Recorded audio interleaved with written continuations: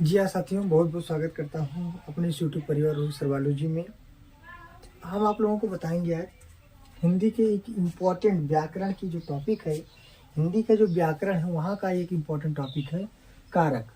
देखिए, कारक का जो उपयोग है ना, यूज है ना, ये बहुत ही महत्वपूर्ण है हिंदी के व्याकरण में। जैसे आप अंग्रेजी के व्याकरण में पढ़ते हैं, ग्रामर में पढ़ते हैं केस, ठीक है, वहाँ पे सब्जेक्टिव केस, ऑब्जेक्टिव केस, तो वैसे ही यहाँ पे पढ़ेंगे हम लोग हिंदी में उसी चीज को पढ़ते हैं, कारक के नाम से पढ़ते हैं। कारक माने होता है कारण। क्या होता है? कारक माने कारण होता है।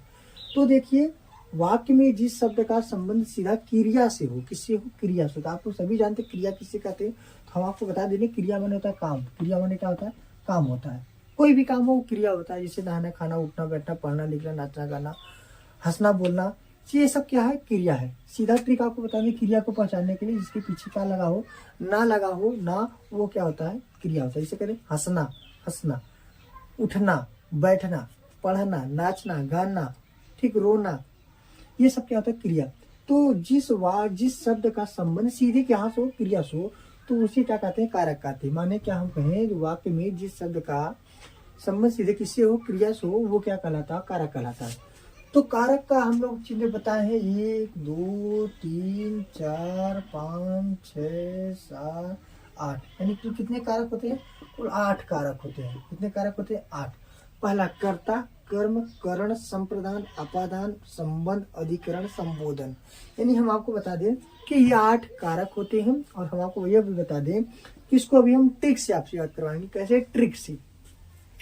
तो कर्ता कारक क्या होता है? कर्ता कारक का जो चिन्ह होता है वो ने होता है, अर्थ होता है काम करने वाला।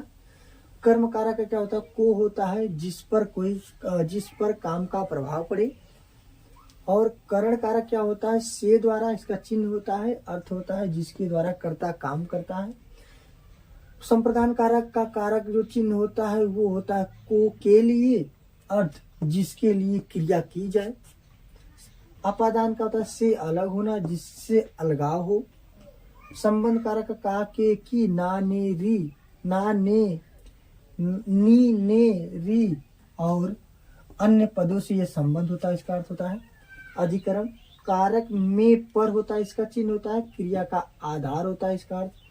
संबोधन कारक में हे, अरे, अजी, किसी को पुकारना है, बुलाना होता है, तो कौन सा कारक का प्रयोग किया जाता है? संबोधन का। हे, अरे, अजी, ठीक, ये चीज होता है संबोधन कारक का। चलिए हम आपसे बात करें, जैसे अगर हम कह दे राम ने रावण को मारा, क्या कहें? राम ने रावण को मारा। तो यहाँ पे कितने कारक चिन्ह? 2 है। कितने हैं? 2 है। हम एक कहें कि राम ने रावण को, तो ने कौन कारक हो गया? कर्ता। राम ने मारा ने, जो मारा वो कौन है? कर्ता है। और जिसको मारा वो कौन है? वो कर्म है। ठीक, तो जिसको मारा वो कर्म है, जिसने मारा वो क्या है? कर्ता है। तो किसने मारा? राम ने मारा। किसको मारा? रावण को मारा। तो यानी राम ने रावण को मारा। ठीक, राम ने साइकिल खरीदा, तो साइकिल किसने खरीदा? राम ने खरीदा। राम ने साइकिल खरीदा, भाई काम करने वाला।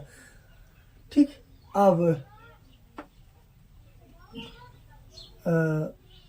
अगला कह दें, हम कह दें कि राम स्कूल को जाता है। राम स्कूल को जाता है, माने राम कहाँ जाता है? स्कूल को जाता है।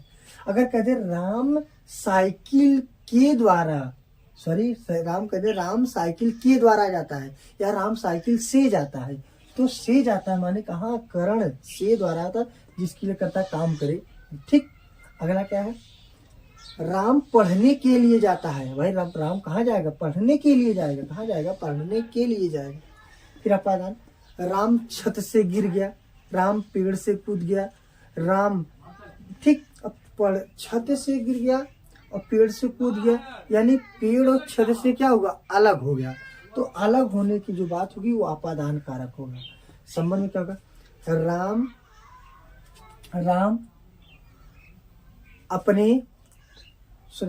श्याम की दोस्ती बहुत अच्छी है। राम और श्याम की दोस्ती बहुत अच्छी है। तो राम और श्याम संबंध है, दोनों आपस में क्या है, संबंध है, ठीक है ना। देखिए अन्य पदों से जो राम और श्याम को जो जोड़ रहा है उसी को संबंध कहते हैं। जिसे कहते हैं राम के घर पर बहुत बड़ा, कह दीजिए कि टीवी लगा है, एलईडी लगा है, इतना बड़ा एलईडी लगा है। तो राम के घर पर, तो उनके घर पर बहुत बड़ा, ये क्रिया का क्या हो गया, आधार हो गया।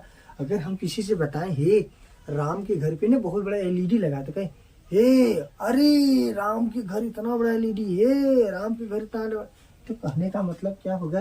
अब कोई अगर पत्नी बताए अजी अजी, मैंने उसको बुला रही है, क्या कर, उसको पुकार रही है, बुला रही है, अजी राम के घर इतना बड़ा, ये कहने का अर्थ क्या होगा कि जिस शब्द का संबंध सीधा क्रिया से होता है उसे हम क्या कहते हैं, कारक कहते हैं।